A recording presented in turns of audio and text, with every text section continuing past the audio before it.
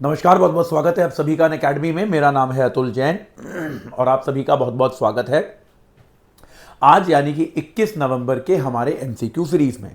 जैसा कि आप लोग जानते हैं, बहुत ही सिंपल सी बात है कि रोज हम क्या करते हैं, द हिंदू, आज के दिन का द हिंदू अखबार जो आया है या और जो खबरें हैं उनमें से कोई से भी 4, 5, 6 जितने हमको जो क्वेश्चंस ठीक लगते हैं वो हम उठा के लाते हैं और आपसे वो रोज प्रैक्टिस कराते हैं। मैं एक बार फिर आप लोगों से आग्रह करूंगा कि इस प्रैक्टिस से रोज जुड़िए। इस प्रैक्टिस में सबसे इंपॉर्टेंट चीज जो है वो कंसिस्टेंसी है।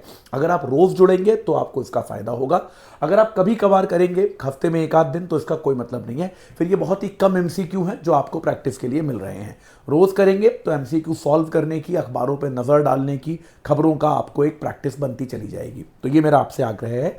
चलिए शुरू करने के पहले आपको बता दूं कि भाई 23 तारीख को यानी कि परसों को सुबह 11 बजे और शाम को 5 बजे 2 बार क्या होने वाला है, हमारा अनअकैडमी का एक civil services championship scholarship test होने वाला है। तो भाई यूपीएससी की तैयारी में आप लोग जानते हैं कि जितनी बार आप टेस्ट दोगे, जितनी बार आप अपना परीक्षण करोगे, उतनी आपकी तैयारी बेहतर होगी। ये अगर आपको नहीं पता तो आपको तैयारी के बारे में कुछ खास पता नहीं है, ठीक है। और इस टेस्ट ये अपनी तरह का यूनिक टेस्ट है। एक तो भाई आपके लिए पूरी तरह से फ्री है। दूसरी चीज न सिर्फ फ्री है बल्कि आपको बहुत तरह के आकर्षक पुरस्कार मिल सकते हैं। गाड़ी मिल सकती है, लैपटॉप मिल सकता है, मैकबुक, आईफोन 17, बहुत सारे पुरस्कार आपको मिल सकते हैं। आपको हमारा पूरा सब्सक्रिप्शन फ्री ऑफ कॉस्ट भी मिल सकता है। इसके अलावा इस टेस्ट की जो रिपोर्ट आती है वो कोई सामान्य रिपोर्ट नहीं है।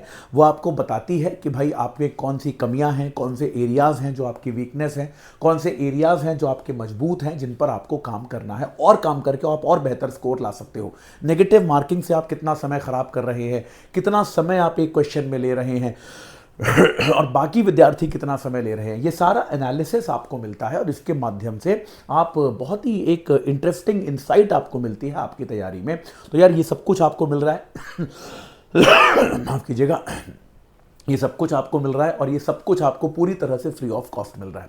तो भाई आप सबको करना क्या है, इस वीडियो के डिस्क्रिप्शन बॉक्स में जो लिंक है उस पर क्लिक करना है, रजिस्टर करना है और 23 तारीख को सुबह 11 बजे और शाम को 5 बजे जो आपको टाइम सूटेबल लगे उस पर वो टेस्ट देना है।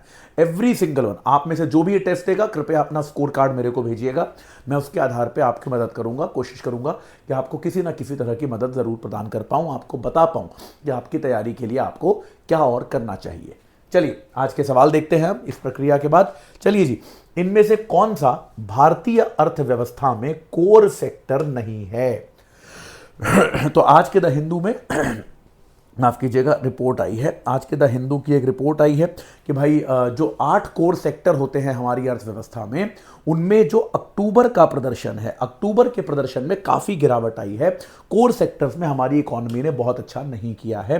तो आपको पता होना चाहिए कि 8 कोर सेक्टर्स जो है हमारी इकोनॉमी के वो कौन कौन से हैं। माफ कीजिएगा, तो विद्युत, प्राकृतिक गैस, इंटरनेट, उर्वरक, इन चारों में से कौन सा कोर सेक्टर नहीं है? विद्युत कोर सेक्टर है, प्राकृतिक गैस कोर सेक्टर है, उर्वरक भी कोर सेक्टर है। इनमें से इंटरनेट जो है वो हमारी अर्थव्यवस्था का कोर सेक्टर नहीं है। इसके अलावा कोयला, 3 तो आपको यहां बता दिए, विद्युत, प्राकृतिक गैस, उर्वरक। इसके अलावा कोयला, आपका कच्चा तेल, क्रूड ऑयल, आपका रिफाइनरी प्रोडक्ट्स,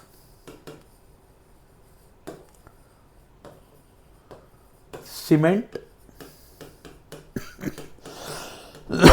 माफ कीजिएगा, और आपका कोयला, विद्युत, प्राकृतिक गैस, उर्वरक, कोयला, कच्चा तेल, आपका और एक चीज स्टील ऑफ कोर्स, ये 5। तो ये 3 विद्युत, प्राकृतिक गैस, उर्वरक और ये 5, ये 8 जो है ये आपके कोर सेक्टर्स हैं अर्थव्यवस्था के। इंटरनेट उनमें शामिल नहीं है। एक अलग डिस्कशन कभी ये आता है कि क्या इंटरनेट भी शामिल होना चाहिए, ये चर्चा कभी और करेंगे इकोनॉमिक्स की क्लासेस में, लेकिन अभी नहीं। अभी के लिए ये एमसीक्यू क्लास है तो इसके लिए इतना काफी है कि भाई इंटरनेट जो है ये कोर सेक्टर में अभी तो नहीं आता है, ठीक है। चलिए आगे देखते हैं। इनमें से सही कथन पहचानिए। राज्य में मंत्री बनने के लिए सिर्फ विधानसभा का सदस्य होना अनिवार्य है। क्या ये जरूरी है? ऐसा नहीं है। कई राज्यों में 2 सदन भी होते हैं। तो अगर जिन राज्यों में 2 सदन हैं उनमें कोई व्यक्ति अगर विधान परिषद का भी सदस्य है तो भी वो मुख्यमंत्री बन सकता है। वैसे भी जहां पर सिर्फ केवल कभी नहीं, ये एक्सट्रीम वर्ड्स जो होते हैं वो जनरली गलत ही होते हैं, तो ये आपका गलत हो गया।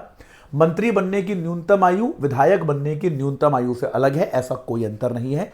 भारत में जो भी व्यक्ति विधायक बनता है वो व्यक्ति मंत्री भी बन सकता है। तो मंत्री बनना और विधायक बनना, इन दोनों में कोई अंतर नहीं है, बराबर आयु यहां पर रखी गई है।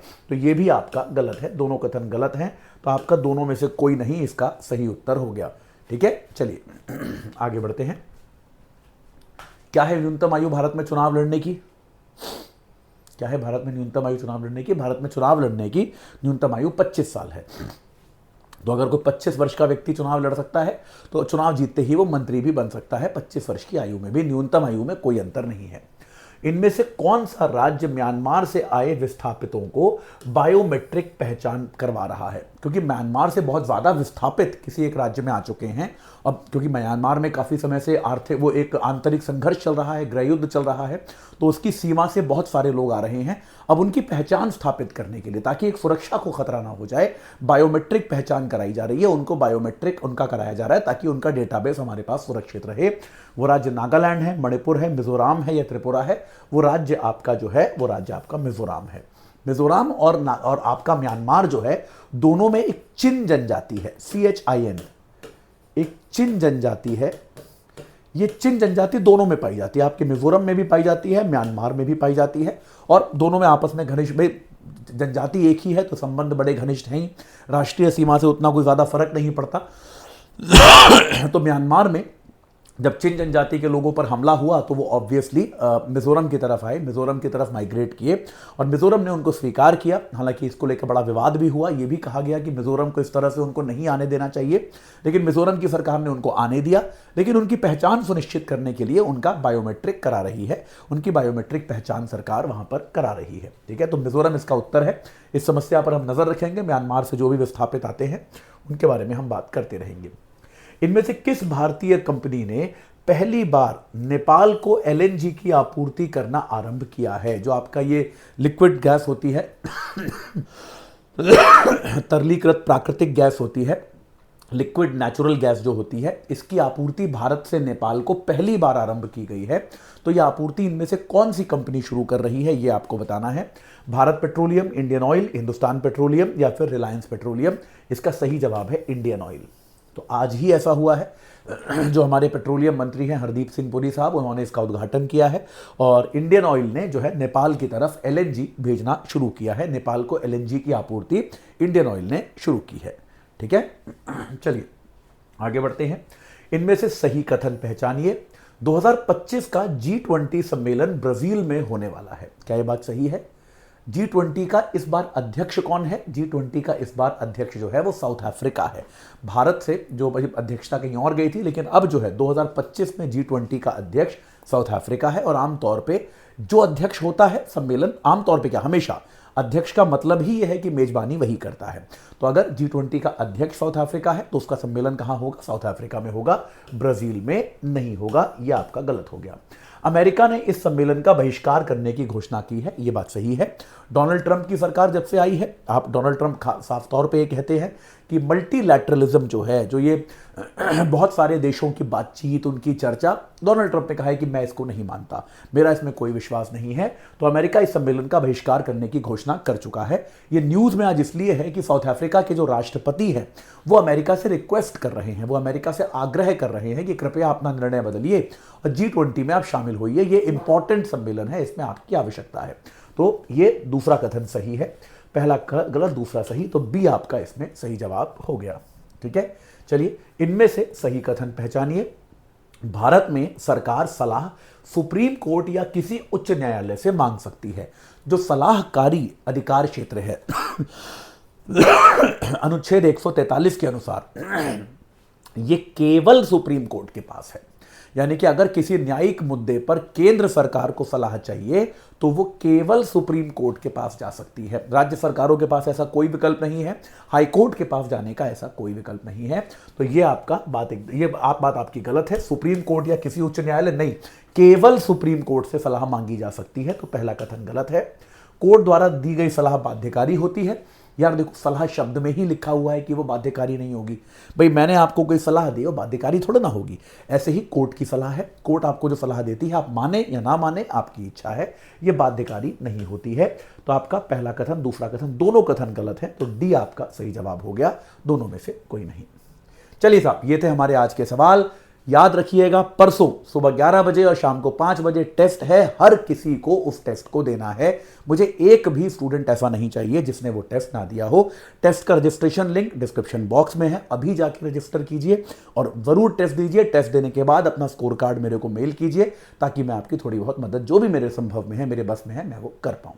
इस चर्चा से जुड़ने के लिए आप सभी का बहुत बहुत धन्यवाद।